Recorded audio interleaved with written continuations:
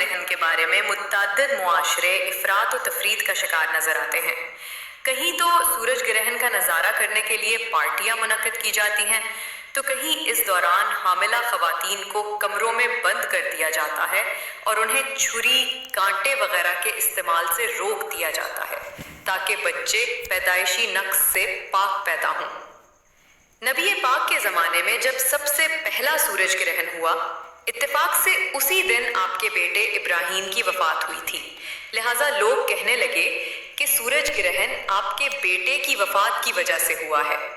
سرکار دو عالم نے اس ضعیف الاعتقادی کو ان الفاظ سے رد فرمایا۔ صحیح بخاری، سورج اور چاند کسی کے مرنے سے گرہن نہیں ہوتے، یہ تو قدرت الہی کی دو نشانیاں ہیں، جب انہیں گرہن ہوتے دیکھو تو نماز کے لیے اٹھ کھڑے ہو۔